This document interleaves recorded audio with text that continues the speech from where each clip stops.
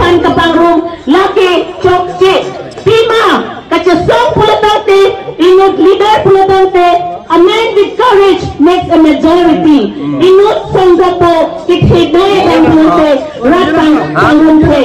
lahir ang reject sanggipo lasen Dr. Bhimrao Ambedkar Institute educate and organize Nalilut itu pulatante radalong kidulong pinig jawi katulungan kami bahwa ako alam kandamnon Bima ilitong handbrake lang nanti kadi ilitong handbrake lang nanti Telenggana Security latuki amithang political party national party penciri bukti latong ke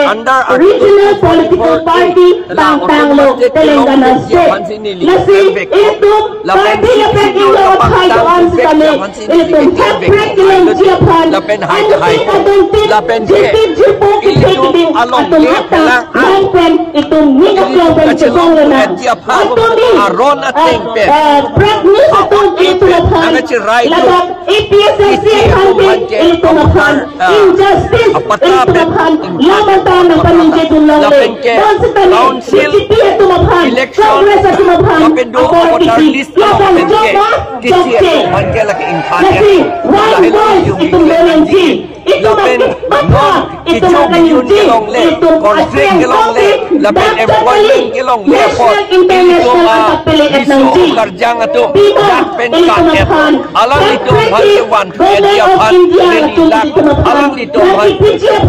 alam itu tak nongke alam itu paragraph lapan kehara teksa sopan hotan lapan inkanjit nangji lapan solang tak Supreme Court takolo High Court takolo terus kami pilih bersiap tang natak yang berkeda bicara yang tak election berkeda langsung ke ahok alidar kali langsung ke kacupai kacumpui radapan kang hon kang bisu kali dapat pilih ini itu akhir hasar jaya hasar ahok asal guru bahasa lagi pilih itu malam akhir hasar Daniel Langkasa kami alam former NFP nakasituan din pero ito aso sa gintang po yate hello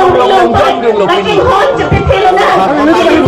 Congress ito so ilutong sa tabi pinso kasi sa kayo ilutong sa arsapon ito na nga arsapon ito na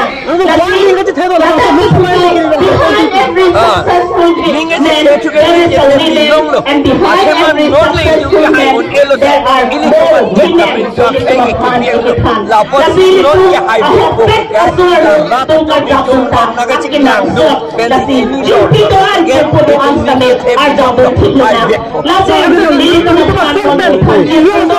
alam ito malam arjutulana laben alam constitutional alam arjutulana nasi inangke paragraph 1 to 20 ke amo penji tulaphan hasar sa kinirong hasar na kapolo Federal Secretary 1 to 20 ke 20 paragraph ke sa tipang pinipala po sa silake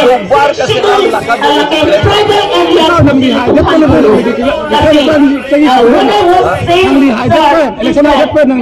are all united under one platform to trigger the difficulty to trigger the opportunity to thank you one and all for giving this opportunity let us all come together let us all ignite the zeal we will fight for our justice and rights we will fight for autonomous state we will fight for Article 3 the total separation of state.